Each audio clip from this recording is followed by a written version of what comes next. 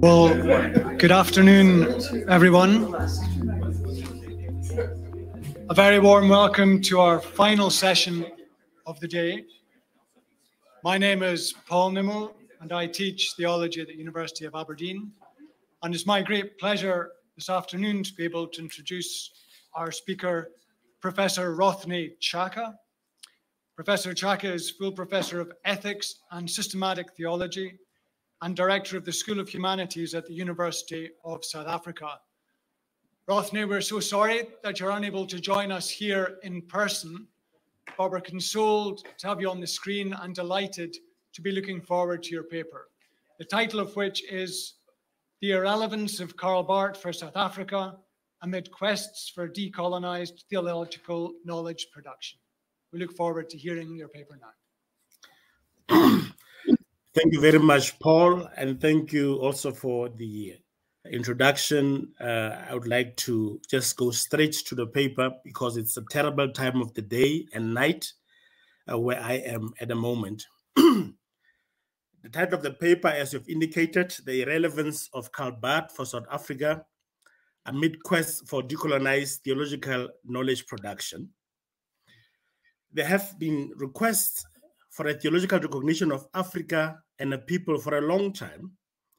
When people of the likes of Andrew Walls, Katie Ross, among others, claim that the Christian faith is gravitating towards the global south, it became necessary to question an orthodox approach to theology that had been maintained in the interest of preserving Western prescribed contemplations of God and humanity, which had consistently excluded the lived experiences of Africa and her people.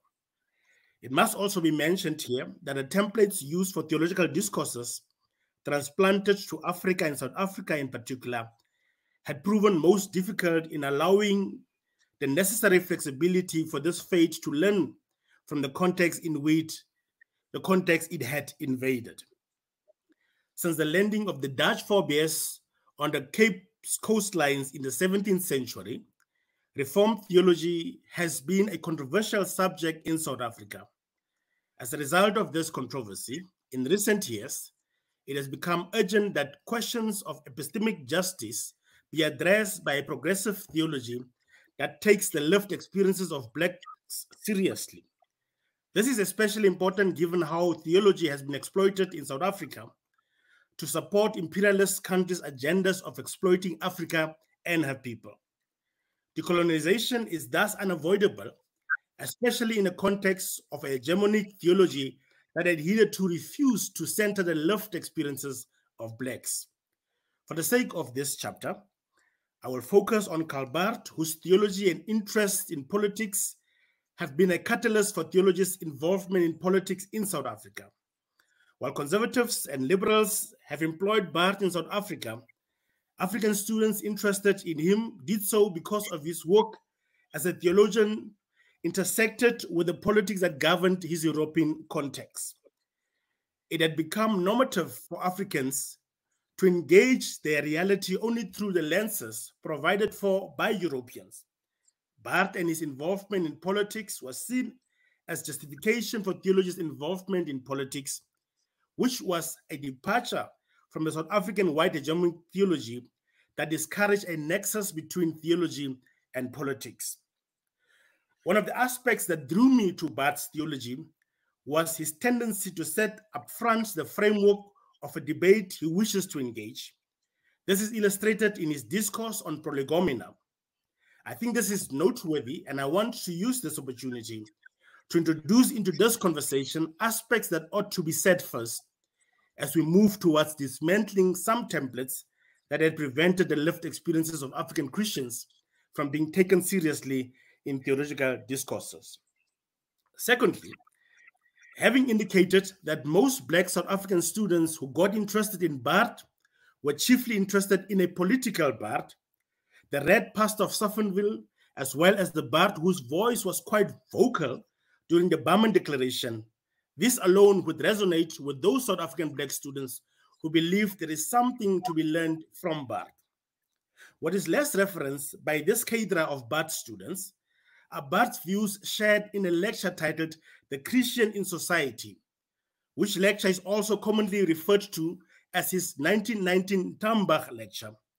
There seem to be some controversies regarding this lecture because Barth is here warning against mixing political with spiritual concerns. And this is particularly interesting given that in the case of South Africa, not only do we have a Africanized Christianity, but we also insist radically on the reality of racism for present-day South Africa. In the lecture, Barth insisting radically on the significance of theology to the detriment of the human context is easily seen as exhibiting an aloof approach to concrete issues. And thirdly, linked to this idea of Barth remaining aloof to material issues is Barth's rejection of an Africanized Christianity. This insight originates not in the lecture mentioned, but appears elsewhere in the larger body of his work. This chapter hopes to deal with these issues broadly as they appear in the evolution of Barth and his theology. The objective here is not necessarily to engage them systemically, but merely to point to them and offer a rebuttal in the interest of a timely call for a decolonized theology in South Africa. My first point then now. Prolegomenon to a conversation on Karl Barth and politics. That which must be said first at the start of a conversation has become normative in the systemic nature of conversations meant for knowledge production. The notion of prolegomena is one which Barth had considered to be significant in guiding conversations intended to produce knowledge. Thus, for Barth, quote, prolegomena to science, insofar as they are intended to produce knowledge, is necessary, will always consist decisively in discussions and expositions of how knowledge is attained in it, unquote. In his preface to the second edition of his commentary on Romans, Barth said the following regarding the notion just mentioned, quote, in this second preliminary investigation, the cooperation of the serious reader is once more required, for the new edition also is concerned only with prolegomena. There can be no complete work. All human achievements are no more than prolegomena. And this is especially the case in the field of theology, unquote. The question of what must be said first, as well as the question about knowledge production and what is deemed to be knowledge and by whom that determination is made, are at the same time further problematic questions that those on the underside of history hitherto must contend with. The primacy of the systematic nature of conversations and comparing that with the problem of a burning house raises questions concerning the significance of the insistence on a methodology of how that fire gets to be extinguished versus the act of just dosing the identified fire. It is because of a choice between the privilege of indulging in an acceptable methodology versus doing what is most urgent for our context that we have been caricatured as lacking a method for systematically indicating how we deal with issues that gang up against Blacks in particular. For making the choice to respond to what is urgent, some have felt justified in accepting that ours is not of academic parlance. This is significant if one wants to understand the almost obsessive imploration of Black theology of liberation for the dominant white theology to acknowledge her as a serious interlocutor. Conversations that touch on Karl Barth and politics and raised by an African from the African continent must give credence to Africa's struggles. The notion of politics has come to signify various things to diverse people. For the African Christian, the idea of politics has for the longest time been a popular notion that excludes the lived experiences of those people in the public discourses. This was fundamentally informed by Euro-American hubris that suggested that Africans were not human. Some of the foremost thinkers of the Enlightenment, such as Kant, Hegel, and others, were unapologetic in concluding that Africans were not fully human. The questions of humanity that arise due to the so-called ability to reason, evidence of morality, and knowledge of the divine are significant factors if one considers the role that theology played in Africa. A reference to the racism of some of the leading European scholars such as Kant, Hegel, and others could certainly not be pointed out by the whites who were considered the perpetual teachers of Blacks. Blacks, on the other hand, who were considered the perpetual students, upon discovering these truths about these revered European scholars, insisted that the matter of their racism cannot be considered a neutral matter, and for this insistence were often viewed with suspicion by those who control the levers of knowledge production in South Africa. We see in these discourses how a lack of appreciation for differences and a persistent acceptance that the West has a monopoly on wisdom or knowledge had prevented a more sincere engagement with the host continent. More importantly, must be mentioned the perception that Africa was seen as virgin land, which was there for the taking by the West. All these perceptions have influenced a discourse that would be held about Africans and not with them as equal conversational partners in that discourse, as assumed by Rudyard Kipling. In Africa, whether one thinks of Joseph Conrad's ostentatious Heart of Darkness, or whether one thinks of the African slaves that were given to the King of Portugal as ornaments, or the chapel of the Dutch settlers on top of the Elmina Castle in Ghana, where the benedictions for the slave voyages were made, or South Africa, where colonialism was normalized and apartheid given biblical sanction, one sees theology playing a political role of supporting Western agendas for the unethical conquest of Africa, and consequently encourage what I call a flight from the black self. It is in this context that various attempts at dispelling the myths that have been propagated about Africa are commendable projects. One such is the decolonization agenda. Decolonization is relevant for a myriad of reasons. When explaining decoloniality, Walsh put it this way, quote, "Decoloniality has a history and praxis of more than 500 years. From its beginnings in the Americas, decoloniality has been a component part of trans-local struggles, movements, and actions to resist and refuse the legacies and ongoing relations and patterns of power established by external and internal colonialism, and the global designs of the modern colonial world, lest we forget the modes of power that began with the invasion of the cross and crown in the Caribbean and in the land, and as myth invented first as America, and later baptized Latin America. This is the land that gave initiation, substance, and form to the coloniality of power, its system of social classification based on the idea of race, of conquerors over conquered, and its structural foundations tied to modernity and Eurocentered capitalism," close quote. It is important, in my view, to note that decolonization is as old as colonialism. The only difference is that it is known by different nomenclatures. When evaluating the African state of retaliation against colonialism, Wuhan concludes that an overwhelming majority of African authorities and leaders were vehemently opposed to this change and expressed their determination to maintain the status quo, above all, to retain their sovereignty and independence. The determination to oppose colonialization indeed falls within what has become popularly known as decolonization.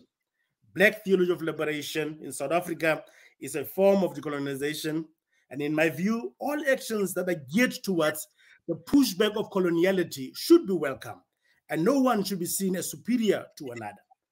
The insistence on differences is the very reason why colonialism thrives on the dislocation of Africans physically and ontologically. This flight from the black self is crucial if one considers, for instance, the further compartmentalization in African spaces between what is regarded as political and what is deemed to be cultural. The same issue has pitted Africans against each other regarding the enunciations of what an authentic African theologic voice should be. Thus, in South Africa, a political hermeneutic, as evidenced in Black theology of liberation, became a dominant enterprise, albeit not welcome in academic spaces, while in West and East Africa, African theology became a formidable theological hermeneutic.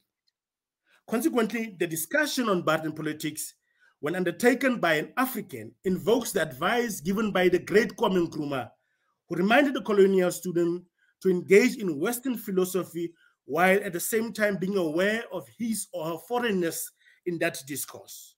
Nkrumah opined, quote, "A non-Western student of philosophy has no excuse except a pedantic one for studying Western philosophy in the same spirit, he lacks even the minimal excuse of belonging to a cultural history in which the philosophies feature.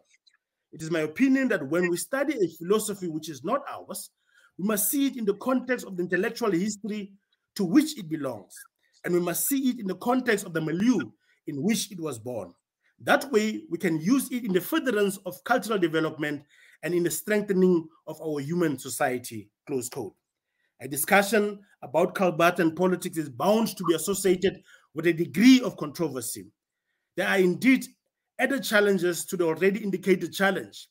Any conversation about Barth and perhaps race politics and or African cultures is undoubtedly a conversation that will inevitably be construed as suspicious.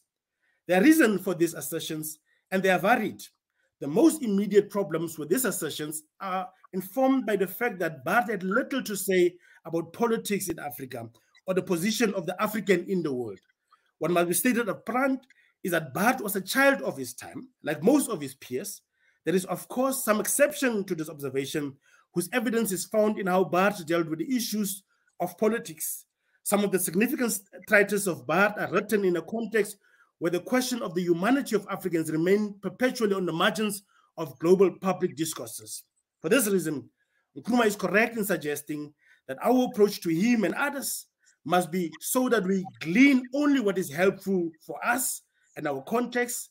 Indeed, we should speak of Barth only in inverted commas, as Dirk Smith has alleged. Number 2, politics in academic theology and the bifurcation of Black people.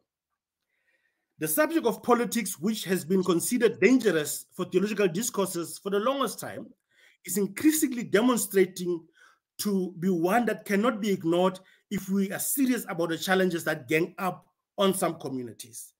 In South African academic theological circles, politics is considered dangerous and should be left out of reflections that engage God and humanity.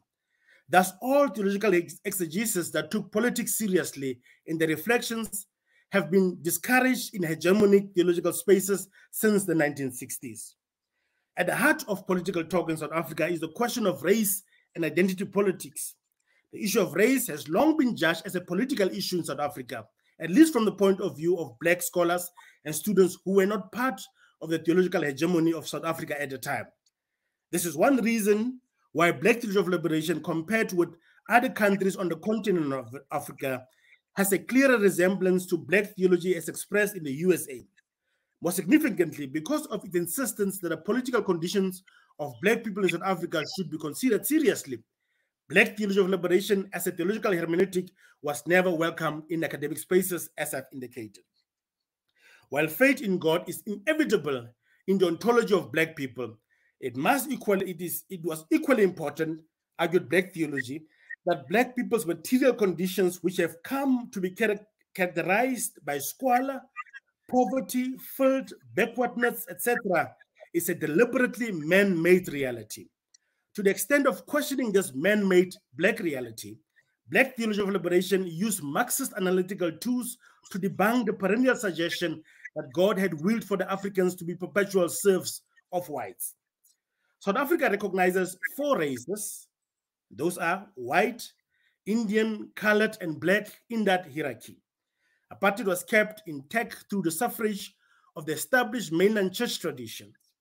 It is not by chance that most of the distinguished universities in South Africa all had faculties of theology, with Reformed theology as the dominant theology in these spaces, at the expense of those affiliated with the African traditional religions, which had little or no prospect of accessing tertiary education.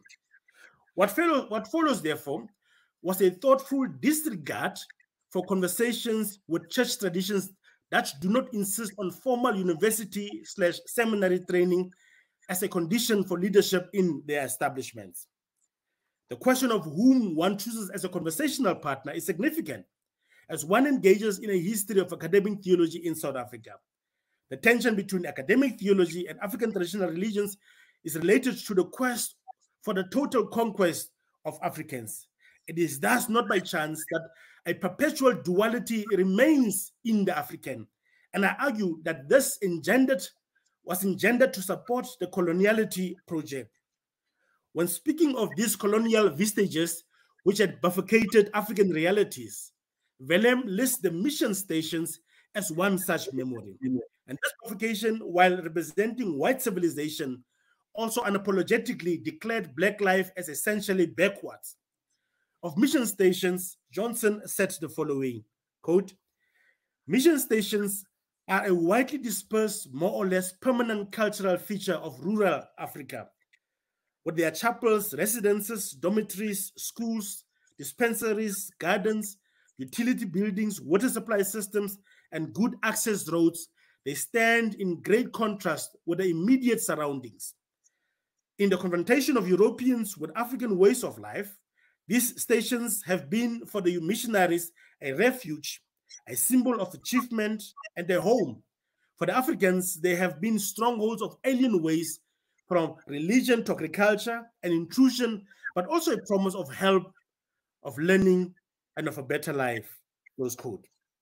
Willem underscores this divergence by referring to the example of those Africans associated with Christianity, with the mission station as the environment which influenced their Christianity. On the other hand, you have those who insist on the African ways of being. The association of Christianity with the educated and being uneducated associated with hedonism had become integral in the discourse of education in South Africa. Thus, mission stations are the domain of the educated, while the red blanket territories are the domain of the uneducated. In isiXhosa, these are categorized as amakholwa and amagqoboka correspondingly. What is more remarkable about this diverification, which has become a permanent fixture in South African society, is that through it, the phenomenon zones of being and non-being are discernible. That 4 races are recognized in South Africa also means that congregations are racially organized. So, for instance, in the Reformed Church tradition, you would have a tradition divided along 4 racial lines. Although these racial congregations are 4, the white congregation is considered the mother church, while the 3 non-white congregations are considered the so-called daughter churches. That description already indicates a lack of equity between them. The curricula of the so-called daughter churches are a clear cut and paste from the curriculum of the white so-called mother church. Although a church on the African continent, students studying at these faculties of theology and the related seminaries imbibe the works of some of the foremost Western scholars without apparent regard for how to integrate such with the African context. The question of the essence of the universal is always thrown in like a cat among pigeons, especially when demands for decoloniality and Africanization are raised in public discourses. Another issue Blacks face is their economic dependence on those controlling the South African economy. The Black consciousness movement, seen as a companion to Black theology of liberation, would emphasize economic independence as a critical position that Blacks must attain. One can only understand these assertions when one sees how apartheid came to be cemented in South Africa. The history of the Dutch Reformed Church in South Africa is intertwined with the history of the evolution of the Afrikaner nation. Since Afrikaners came to be consider themselves as God's chosen people, with South Africa as their promised land, the Black question had become the so-called white man's burden. As a self-elected people of God, it then becomes important that the self-preservation of the nation is upheld by all means, a way of insisting that this nation does not lose sight of the fact that it remains European even as an established nation in Africa. To this end, a theological education that feeds on a diet of keeping itself vigilant against attempts of assimilation was crucial. The need to perpetuate a view that embellishes the differences between Blacks and white through fear-mongering abounded.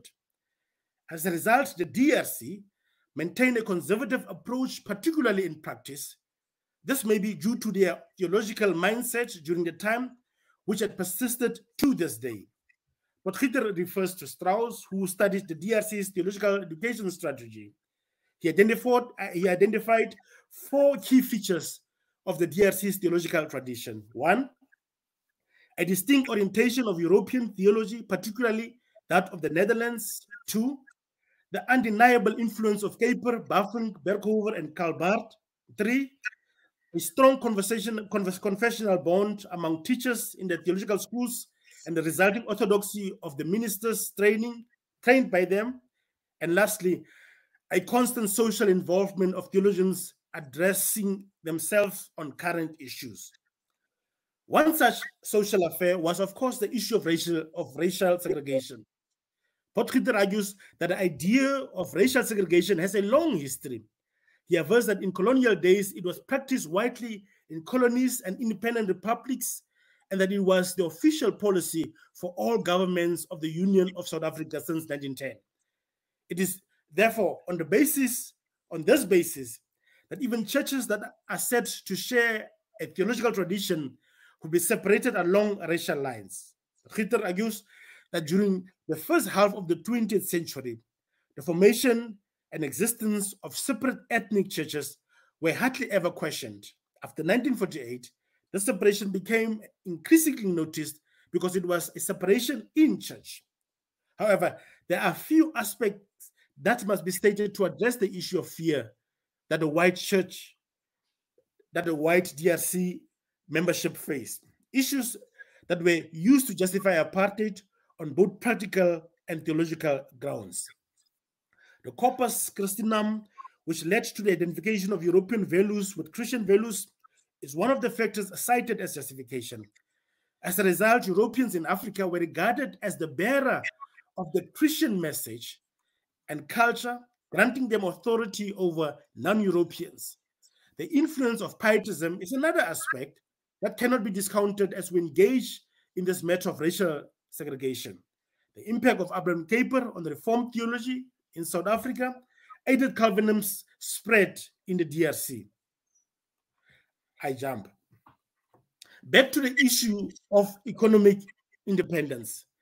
Since Afrikaners are seen as the chosen people, as evidenced in the philosophy of Corpus Christianum, they see it as their responsibility to support the so-called daughter churches in their attempts of reaching their potential within the prescripts determined by whites. This support really has nothing to do with the just sharing of the land that whites had usurped and unconditional self-determination of blacks, but merely acts as a ploy to keep blacks subservient to the white mother church.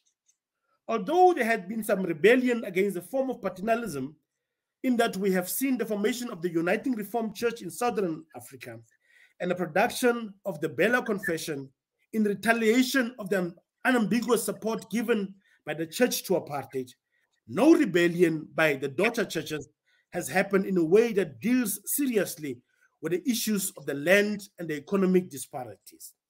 This is the case because even with the establishment of the Uniting Reformed Church in Southern Africa, to showcase her independence from a Dutch heritage, we find that this church fails to assert a black identity through the deliberate overhaul of a curriculum in order to be responsive to the African context where it is located. The inability to cut the umbilical cord has led this church to become a dwarfed church. This is because there are no African heroes that have come to be associated with this church, even when this church is mostly comprised of Africans. Its ethos is essentially Western, as evidenced in the veneration of a Reformed ancestry to the detriment of African ancestries. This, to me, is quite a missed opportunity, and I'm here reminded of Doreen's reflections on W. Du Bois, who has been heralded as a hero for the Black church in the USA. Doreen acknowledges that the significance of Du Bois for the Black social gospel is unsurpassable. Much of that importance stems from his initiatives towards the self-embracement of Blacks as full human beings and thereby critiquing a religious orthodoxy that dwarfs the souls of Blacks. The question of Black self-acceptance remains especially relevant also for Ursa. To this effect, I want to align myself with him when he observed that Du Bois' repugnance of a religious orthodoxy that prevented Black Christians to voice their interaction with the divine. The absence of such a voice in South Africa today and in South African theological circles has certainly, to my mind, contributed towards a stunted African Christian in South Africa. 3, Blacks, white liberals, and Karl Barth in South African theological discourses. While it is known that Karl Barth is appreciated in South Africa, it behooves us to amplify the discourse regarding this fact. The Grucci opines that there are two reasons that Barth was valued in South Africa. One being the impact that the reform tradition had on the colonial outlook of South Africa, and secondly, the prophetic nature of Barth's theology. To speak about Barth in South Africa, having considered the challenges, requires a clear demarcation of which Barth was considered applicable by those on the underside of history. This is especially important considering the versatility of Karl Barth. More than this, it is important to recognize who spoke of this Barth and why they found it so easy to conclude that such speech carried the blessings of blacks in South Africa. The presuppositions advanced by the Grucci are acceptable in my assessment of theological discourses in South Africa since 1960. Yet there is another element that must be considered if we are to do justice to a milieu in which theological discourses that considered the likes of Barth took place. That milieu is marred in race, such that to suggest that South African politics were and remain racial is no exaggeration. Additionally, those considered conversational partners in a discourse concerning the political outlook of South Africa were rarely black. At best, blacks were represented by the so-called white liberals, a practice that was not without its own controversies. As indicated earlier, there exists a strange relationship between black nationalists and white liberals. Liberal whites have long considered themselves friends of the native, even when they benefited from the privilege that the whiteness of their skin brought with it. As friends of the natives, they thought it their responsibility to speak on behalf of these natives. In his review of Moloka's book about this strange relationship, Gladler reminds us that in the said book, Maloka proposes that the monopolistic narrative constructed by white liberals relies on a manipulation on the past and the exaggeration of the contribution of liberalism in the historical development of present-day South Africa. Maloka, according to that, Gladler refers to some of the great white liberals in South Africa who were quite amused at the designation friends of blacks.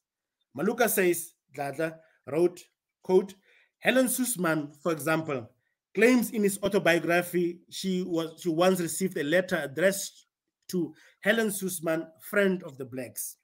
Another famous liberal, Margaret Ballinger, was once referred to in a Time magazine early article in 1944 as Queen of the Blacks. While the mentioned descriptions enthused these white liberals, Black consciousness movement was skating in its criticism of this self-appointed position of speaking for blacks. Maimela reminds us, quote, hostility to white liberalism was an integral part of BCM's policy right from its inception. The message the BCM sent to white liberals was that Africans were ready to take complete control of those political activities that affected their lot and their future, close quote.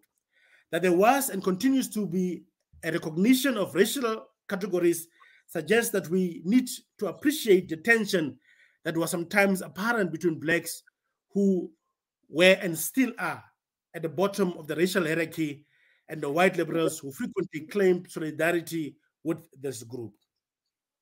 There are other stratas within black as a category. The point was made clear to me when Archie Mafeje was reminiscing about the controversy around Mahmoud Mamdani and the African Studies Center at the University of Cape Town. One quickly sees how black scholars that remained apolitical would rise up the ranks, while at the same time, white liberals at these institutions would make it increasingly difficult for radical blacks to either get into these institutions or if they got in, made it impossible for promotion. Reflecting on the Mamdani affair, Mafeja verse, quote, white liberals who through guile and deceit make sure that ultimately they regulate and reign. Even when exposed, they often get away with it because they enjoy a certain immunity under the halo effect surrounding them and the resonance they receive from black nationalist liberals, close quote. The rallying reason for the move for this move initiated by Biko was simply the realization that the same white liberals, although supportive of the struggles faced by blacks, when it comes to experiencing this struggle with the blacks they claim to be in solidarity with, are quick to embrace the perks that come with being white. And my reference to Biko here is informed by a culture of exclusion and a concomitant assumption that white liberals speak for Africans on affairs that concern Africans, as already indicated above. My fourth point now, I'm almost towards the end. Barth's assertion of a non-existent Africanized Christianity as reactionary. As pointed out in his Kadir 4:1, Barth's disavowal of an Africanized Christianity takes me back to his Tambach address of 1919. His total dissociation of what he calls the dangerous short circuits in the form of linking the Christian faith with politics, and his radical emphasis on the holy otherness of God has reference. It is, however, imperative that one understands the context that led to Barth's invitation as one of the speakers and what organizers of that conference had in mind as they settled for Barth. Again, I'm grateful for Doreen, who has graciously allowed us a glimpse into that pivotal context so that one can understand the ideological disposition of those who organized that conference. One of the most confusing facets of Barth on the question of his political leanings has the element of being a socialist, but not a Christian socialist. The latter emanates from his inclination to be cautious of a fusion of God with politics, his involvement in party politics following one of the great influences of the Social Democratic Party, Leonard Ragas, is seen as an affirmation that Barth was indeed a socialist. In his lecture, indicated the Christian in society, given a Tambach, Barth disabused his audience by representing what could be interpreted as disappointing, especially for those who were influenced by Ragas. While the Tambach address had attracted both praise and scorn, it certainly was a watershed moment for Barth, for it signaled an opening of university doors for him. And Barth's insistence on the abstractness of theology, which therefore deifies any political radicalism, would stand in contrast to those in South Africa who had hoped for both theological and political recognition of their full humanity. But Tambach address did receive some meager attention in South Africa. However, it was just as the title of the mentioned reference purported, a rereading of that address in its German context. The issue discouraged by Barth are the very issues that Black students of theology would consider essential, primarily upon the discovery that the material conditions of Black people in the world and South Africa is of no metaphysical strategy. One can think here especially of Black theology of liberation that insisted on applying Marx to deal with issues that were ganging up on Black communities. Thus, one should not be surprised that this rather imperative address by Barth was never considered by Black students of theology in South Africa. I would like to provide the following elements to just support the points that I've already made. Firstly, it must be remembered that Karl Barth, or that literature around Barth, was available in South Africa only in German. Theological education, just like legal studies in South Africa, still insists on the need to be knowledgeable in Germanic languages, mainly German, and Latin is also required as a language, and so is Greek and Hebrew for theological education. The result has been a South African academe that associates education with anything Western. And it is funny because if you look at some of the mottos in some of the so-called most progressive universities and schools, all of these still have Latin. And what stands out in the Latin sayings is the word lux, light. And it is interesting for me because every time when you still insist to privilege a dead language than Latin at the expense of South African languages, it becomes even more difficult to really bring about true transformation or rather transforming the ethos that still govern these institutions. The second point, being African meant that your history and your narrative did not matter much to the world. In advocating for ethics of liberation, Henrique Dussel argues for the intentional insistence on the histories of marginalized communities in public discourses. Referring to McIntyre, Dussel declares that for McIntyre, quote, one of the challenges engulfing ethics is that moral philosophy is often written as though the subject's history were only of secondary and of incidental importance. And this attitude seemed to be the outcome of a belief that moral concepts can be examined and understood apart from their history. Moral concepts are embodied in and are partially constitutive of forms of social life, close quote. Finally, the biggest mistake that Africa has made, in my opinion, was to assume that in welcoming foreign forms of knowledge, this new knowledge would flawlessly coexist with a common knowledge of the continent. And we soon realized that the West, with its insistence on having the final word on knowledge, does not tolerate any alternative or additional forms of knowledge. Western Christianity, faith upon arrival in Africa, had continued to demonstrate this attitude.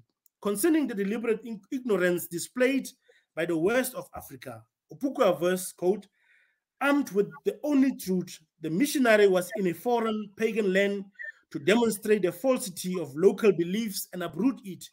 He spoke with authority and engaged in a monologue, and what he saw in Africa was expressed by a 19th century missionary who said, when I carry my torch into the caves of Africa, I meet only filthy birds of darkness.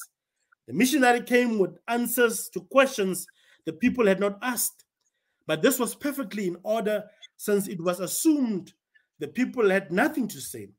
Just as the Africans had accepted European piracy, they were also expected to accept European piety, close quote. South Africa had embraced that European piety uncritically. Karl Barth, albeit seen as controversial in some reform circles, was assumed to be different from the rest because of his activities as a member of the labor movement and his views against the Nazis in Germany. The Grucci provides us with a helpful catalogue to illustrate the South African interest in Barth, although that illustration speaks mostly for white liberals in South Africa. And one must appreciate the sincerity with which he engages the subject. It is immediately evident in the demonstration made by the Grucci that a certain ilk of participants remains at the core of the discourse of Barth in South Africa. And these are white participants in the conversations indicated, whether it be whites affiliated with a more conservative diet of Reformed theology or the English white theologians who, through their education, remained affiliated with the West. Only a select few participate in a discourse on Barth. Now, my last point. The contestation between the universal and the local in engaging with Barth. That we in Africa ought to approach Barth's theology and any other Western theologian with the requisite circumspect as propagated by Kwame Nkrumah, as indicated earlier, is essential. In a way, Dirk Smith agrees with this approach when he reminds us of Barth's response when asked by followers of his theology in Asia if they could use his theology in their context. Notwithstanding the astonishment in the interest of his theology in an alien context, Barth, according to Smith, was unapologetic in insisting that his theology must be assumed as thoroughly localized. Thus counsels Smith, disregarding the particular context out of which the theology of Barth was conceived is a direct violation of his theology. Having pointed to the fact that Barth engaged in a contextual theology and having acceded to the fact that we in Africa, in applying his theology, must note how his context influenced it, and therefore his politics, it is important that the context that nurtured Barth must not be ignored. I believe that Barth does his theology from a privileged point of view, and so did those who engaged with Barth in the colonial and apartheid South Africa. There is no doubt that Barth's theology would have been totally different had the tables changed. The same must also be said for those South African Barthians we're able to see linkages between Germany and South Africa. The question of who one's interlocutor is becomes significant at this point. Africa and her people are not seen as conversational partners, which is a glaring reality when considering the issues raised. And this claim is made considering the politics that governed South Africa at the time and what had been proclaimed about Africa in our worldviews, as well as the views on the divine. The point here is that while there could be some semblance of conversation on Barth in South Africa, necessitated by the biblical and theological justification of apartheid, nothing at all has been said about Africa and her worldviews. It is my view that the silence, or rather the irrelevance of Africa and her people in the so-called universal discourses had hampered all attempts at learning from Africa and her people.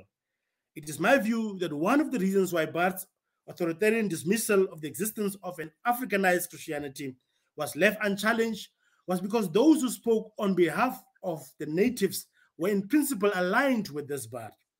When bringing Barth into conversation with Black theology of liberation in South Africa, Barth's reference to the impossibility of an Africanized Christianity acts as enough justification for why it would be an anomaly for Christians on the African continent to insist on an Africanized Christianity. For instance, Barth writes, quote, "Christians will always be Christians first, and only then members of a specific culture or state or class or the like. Similarly, in all these different spheres, the church must always be the church first, and only then, in the first instance, in the advocacy of its own cause. And to the extent, always with a certain alienation, can it enter into positive relationships with these other spheres," close quote. Barth continues to maintain Christianity exists in Germany and Switzerland, and there are no such things as a German or Swiss or African Christianity. And the examples in dealing with this predicament seem to be limited to his context, Germany and Switzerland. It is also interesting that Barth seemed to reduce Africa to a country, as demonstrated in the examples he proffered. It could be that Barth really never imagined scholars on the continent with whom you could have conversations about theology. It becomes essential that we deal with the position of the African in history, particularly casting light on a history that was necessitated by Christianity that was narrowly focused on assisting the West agenda of conquest. So we speak of Barth and his contemporaries because his thought had been appropriated in Africa without considering the number of challenges that had ganged up and continue to gang up against Africa and her people.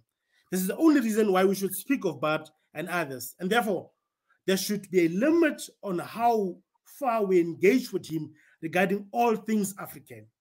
It is so because Africans were not at all on his radar when engaging with the significant aspects of the question of human being, as evidenced in his contribution to the Barman Declaration, which is enough reason for me to assert that Africa was indeed not a burning question.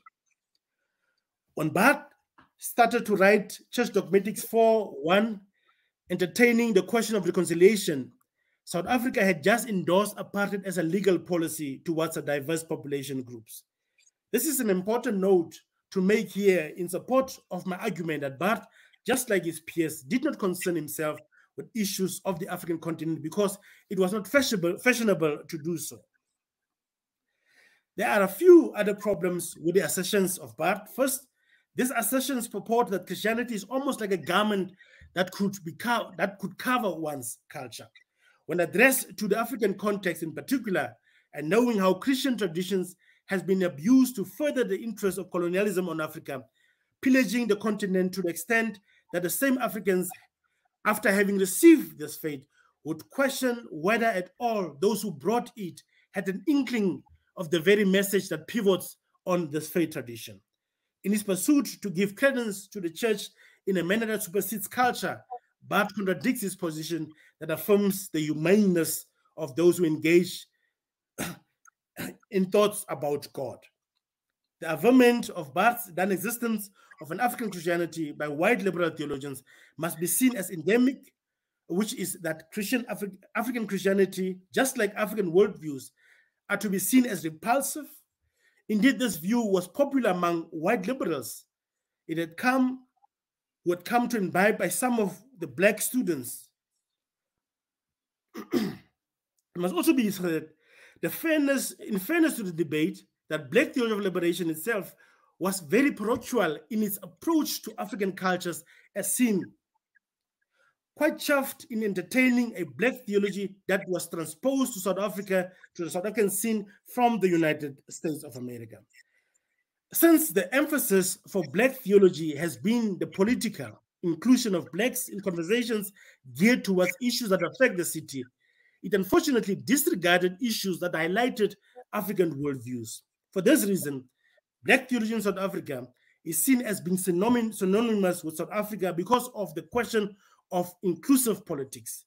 In contrast to African theology had found greater reception in the eastern and western regions of the African continent for insisting that African cultures and worldviews ought to be central in public theological discourses. Since both students of black theology and African theologies are first and foremost African before they are Christian, one can appreciate the tension between those aligned with the different schools of thought. That strain between black and African theologies has persisted till the present. It would remain one of the divisive issues in conversations between black and African theological discourses, as evidenced by John Mbiti's response to James Cone. Thank you so much for your paper, Rothney. I'm now delighted to call for a first response upon Professor Gary Dorian. Thank you, Rothney. Thank you for that rich and detailed and layered paper. I'm both advantaged by, and I'm even aware, self-consciously, maybe disadvantaged by the fact that I heard you speak 2 years ago, and we've been in a conversation ever since then, and I can hear echoes of that paper of 2 years ago. There are points back and forth between us since then. Now, maybe too strongly aware now of what is different now. What, if I were to characterize it in a word, I would say way stronger emphasis on irrelevance, almost categorical than last time. So there's a kind of a story about just even your own thinking about everything you talked about in this paper that I want to sort of invite you to be able to now even just sort of speak about kind of personally, just to convey to us. I mean, a couple of years ago, yeah, I mean, it was the same theme then, but you are much stronger on the irrelevance now about what doesn't work than you were previously. So there was just then so much that came. You had all these points to make. But I think what I'm really wanting to sort of to invite is that what has happened sort of in this process of basically of writing this paper for you. And that's basically my question. I'm going to give you a few minutes now to think about it because all the other people have gone before me. You've had 4 questions, so I will ask 4 the way you're supposed to. But really, that's the one right there that I want you to kind of think about and have a moment to decide what you want to say to us. I think secondly, you move after that kind of prefatory section into this discussion about knowledge production, and then how you go into the specific function of a prolegomena and what it is that you take, but then don't take from Barth from that. I think this is a sort of fascinating issue. I mean, when Barth first became a professor, this is what hit him. He said, I didn't read all these books before. Now as a professor, I'm supposed to convey information every day. He writes to Ternisen, my God, I'm reading just thousands of pages every day just to keep a week ahead of my students, right? Because I'm supposed to convey all this information to them that I need that needs to be newly acquired, including information about the Reformed confessions that he never read. And he says, apparently that's the job of a professor. So yeah, he's got to work up all this knowledge from somewhere. And there is a kind of willy-nilly aspect to it he'll physically convey to Colonel Eisenman, I got a stack of whole books over here. I got to get through, in the next week. And that's just something that he happened to stack up. He pulled some shelves off from his father's library and so on, just in a hurry, trying to educate himself. I know Gustavo Gutierrez personally. I've known him for a long time, and he talks that way about how he just needed to just re-educate himself after he came back to Peru, and has just hit on the idea of liberation theology and recognized I've got to make sense of it in my context. All this stuff that I learned at Rome and Louvain just is absurd to just bring that back. I know more about the history of Roman theology in Rome than I know about my own country. How ridiculous is that? And Gustavo went through a process of one very much like what Barth describes there. And then that leads him into the problem of the prolegomena. Yeah, he wrote these extraordinary sort of volumes of prolegomena. But you know what he always said about it? He says, he had a nostalgia for these older theologians he's reading. It's people who weren't modern and didn't have all this self-conscious stuff about cultural relativism and all of it in his head, where he has to kind of situate himself and declare a subject position and think about what it is he thinks just because of where he is and who he is and so on. He'd much prefer not to have to deal with that whole mess and just start in about God, the way Calvin does, and Thomas Aquinas. He says, but I realize, no, that's no longer a possibility for us. Of course, you can't unlearn all this stuff once you know it. And this is precisely what modernity has done to us. Has made us aware of this whole mess of problems that now you can't get out of your head, and you have to deal with it. But I do have this. You quoted some disconfirming evidence here, and I hear it. For all that I am critical of Karl Barth, I do sort of hold on to this sort of Barth that's in my head, who's someone who gets this, who would apply it beyond his own context, who would reply to you much like Jürgen Moltmann did to J.D. Otis Roberts on April 5th, 1968. Dr. King has been cut down, and Moltmann has become famous off of this. He's made a splash off of Theology of Hope. And they're at a conference at Duke, where Moltmann's been talking about this, and then, of course, they're all devastated that they've cut down the Dreamer. And Roberts comes to him the next day, and she says, well, what do you have to say to someone like me, now in this moment? And Moltmann said to him, my whole theology, it came out of a context of coming out of World War II, of having to decide for myself, does Christianity have anything to say to me?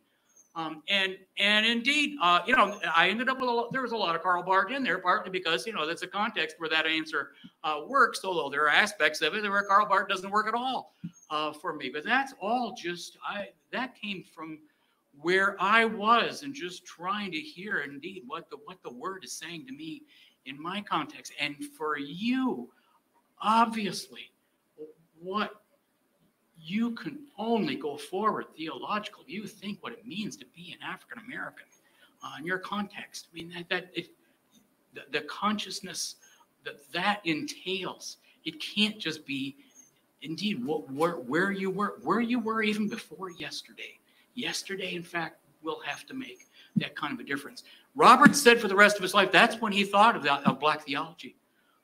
That he, from that point on, and that's about as early as you can get, April 68, that thinking through all the theological topics from a self-consciously black point of departure he says, that's where I got the idea of black theology. Well, I think, of course, that has to be right.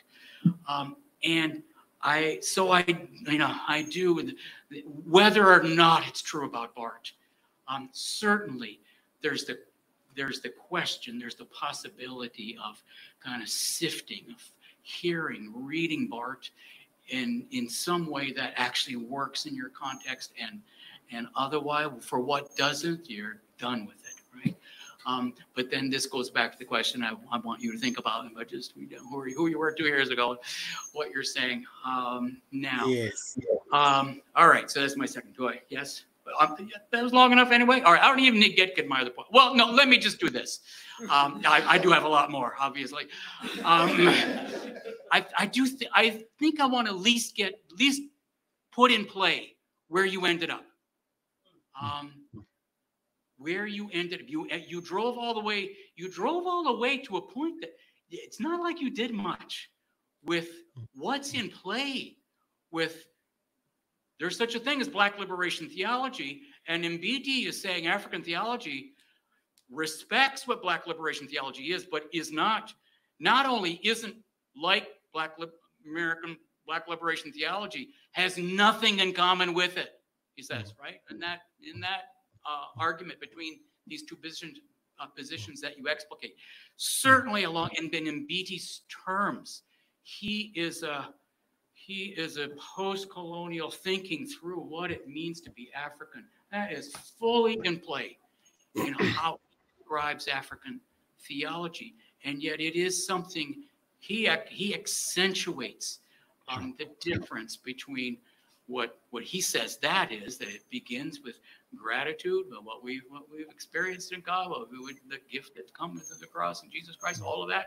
He says Black theology instead is angry, right? And it's political, in a way that just will never play in Africa. And so I'm no more interested in that than I am in Minjung theology, which is to say a little bit of interest, but only, as an onlooker. Incidentally, Jim Cone was blown away when Mbiti did that because he had just been at Union for the previous year, and they taught together, and there was no hint to him of this. Mbiti went back and wrote that piece, and Jim absolutely was blown away, and it hurt him to know that he's accentuating a certain impasse. As you know, it was mediated in its context by young Desmond Tutu. Tutu said, well, there's two sides of my own being. I can't say yes only or no to either side of it. This has to hold together. But of course, he's doing it, and this is long before Desmond Tutu was famous, that he is working this out, and he's working out in his African context. So I still have questions to you about how much of this is about Barth and how much is really just what's given for Reformed. But I do want to say, and I think there's got to sort of ask this question about what is Reformed theology in a South African context? Well, it's obviously got to be South African. So then what might that mean? And by now I've stalled long enough to be able to help you with that question. I think once again, and I am very appreciative of the journey that we have walked together. And as you've indicated, you could see also how this has moved from there. In the title of this conversation that I've said, there is also the latter part. So I'm saying Karl Barth is actually irrelevant if we want to foreground decoloniality in spaces where knowledge is produced, in the academy and elsewhere, because we must acknowledge that in as far as we want to be forceful to change about the diet of education, we must agree that it can help us with certain things. But you see, the problem is also this is raised by someone who was immersed in Karl Barth, and I think there's a little element of feeling bad in a way to say that we have come away, but with this particular aspect, I don't see how you assist me going forward. But this also speaks to the entire thing of Reformed theology in South. Yes, so I was bemoaning that the element of someone who has studied Karl Barth and has defended Karl Barth over the years, and now coming to a point where I say, if we want to have a decolonial agenda, we unfortunately need to put Karl Barth on the side so that we can deal with the issues to bring about the true transformation in the spaces today. It also acknowledges a relationship that Black theology did not see as important, and that is of engaging African traditional religion. And all these things stems from a perception that seemed to encourage Black people to disregard their cultures, to try to jump out of their cultures for them to be proper Reformed students or Reformed Christians. So it's a way of saying it has now become very clear that it's impossible to do that, but not to feel bad about that. I don't know if I'm still cutting off because it looks like the network is not stable on this end. So for me, really, Gary, I do think we as Black or as African Christians within the Reformed tradition need to get to a point where we have the necessary boldness to push forward. If you look at Itumeleng Musala's thesis, you can only read the first 3 chapters to see how we are obsessed in asking Reformed theology to listen to Black people. It's an obsession that comes from way back. And even as we engage with Karl Barth, we feel sad to say, Karl Barth, we are not going to use you going forward. That's because we are part of that system that has made us who we are, apologetic about ourselves, a little bit ashamed about African cultures, because we're seen as a little bit better than the rest, better than the general, like the majority of Black people in that space who go to the African traditional. So this is a conversation that no one can have for us. It is a conversation that Black people must have among Black people, with Black people, to make sure that we stop having to apologize before we deal with what is more urgent.